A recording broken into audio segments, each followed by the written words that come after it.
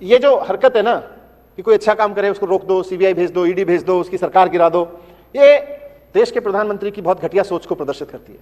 ये बताती है कि हमारे प्रधानमंत्री जी की सोच कितनी छोटी है। और ऐसी घटिया सोच की वजह से ही आज एक देश के रूप में आजादी के 75 साल बाद भी हम हेल्थ में और एजुकेशन में पिछड़े हुए हैं, बहुत बुरी तरह से पिछड़े हुए हैं। ये शर्म की बात है।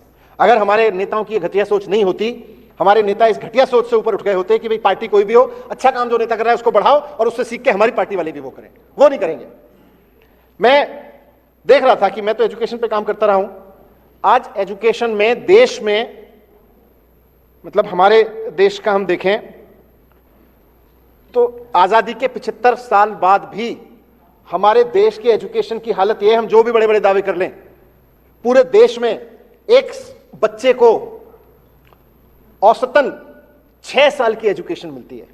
औसतन अगर सारी एजुकेशन जितनी बच्चों को मिल रही है, किसी को 10 साल, किसी को 15 साल, किसी को 20 साल और किसी को नहीं मिल रही, इन सबका अगर औसत आप निकालोगे तो आज भारत के बच्चे को मिलने वाली औसत एजुकेशन 6 साल की औसत एजुकेशन है।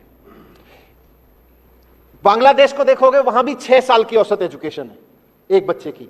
हम पाकिस्तान से थोड़ा सा आगे हैं, वहां 5 साल है। इस बात पे हम खुश हो सकते हैं अगर कोई खुश होना चाहे, लेकिन अगर आप दुनिया के देशों को देखोगे, यूएस में 13 साल है। यूएस की सरकारें, वहां के नेताओं ने व्यवस्था कर ली कि वहां वो अपने बच्चों को इतनी शानदार एजुकेशन की व्यवस्था करते हैं कि हर बच्चे को औसतन 13 साल एजुकेशन मिलती है। ब्रिटेन में भी यही है, जापान में भी यही है, 13-13 साल उन्होंने मेंटेन की हुई है। हम 6 साल पे खड़े हैं। जर्मनी में 14 साल कर रखी है। यहां तक कि साउथ अफ्रीका, जिसको अंग्रेजों ने वैसे ही लूटा जैसे हमारे देश को लूटा, वहां भी 10 साल है औसत एजुकेशन। हम अपने बच्चों को एवरेज 6 साल एजुकेशन दे रहे हैं।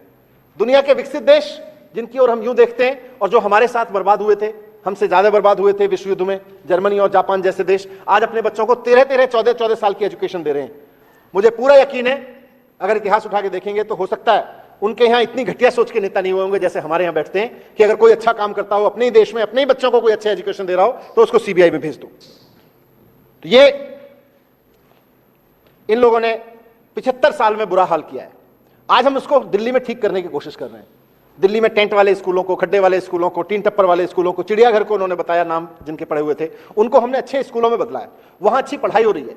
वहां एक रिक्शे वाला का बच्चा जो उसको अपनी एजुकेशन नहीं मिली, कहीं बिहार, छत्तीसगढ़, उत्तर प्रदेश, कहीं देश के किसी कोने से आया और दिल्ली में आया, आज उस रिक्शे वाले के बच्चे को भी इतनी शानदार एजुकेशन मिल रही है और इतनी बढ़िया वहां पे सारी व्यवस्थाएं मिल रही हैं कि वो भी बिना महंगी महंगी ट्यूशन लिए आज आईआईटी में जा रहा है। मैं द्वारका में गया, द्वारका में मुझे एक व्यक्ति मिला, बोला, रोने लगा, बोला मैं प्रेस करता हूं द्वारका की सोसाइटी में, कहीं किसकी विधानसभा, गुलाब सिंह जी की होगी, विनय भाई बैठे थे कहीं, विनय जी की होगी, हाँ, वहां पे वो बता रहे कि मैं प्रेस करता हूं अपार्टमेंट में, एक सीढ़ियों के नीचे ठिया लगा के।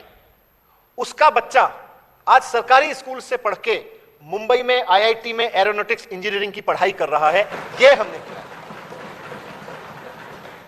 आज मेरी विधानसभा में खिचड़ीपुर में रहने वाली, खिचड़ीपुर की झुग्गी में रहने वाली एक महिला मेड इस बात को लेकर खुश है कि उसकी बच्ची पढ़ाई करके दिल्ली के सरकारी स्कूलों में पिछले 4-5 साल में अच्छी पढ़ाई मिल गई, नीट का एग्जाम करके आज एमबीबीएस कर रही है, डॉक्टर बनेगी। इस बात से खुश है जनता, खुश है।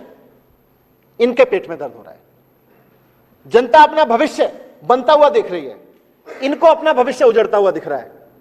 क्योंकि बच्चों को अनपढ़ रखेंगे तो इनका भविष्य बनता है, बच्चों को पढ़ा लिखा देंगे तो बच्चों का, उनके परिवारों का भविष्य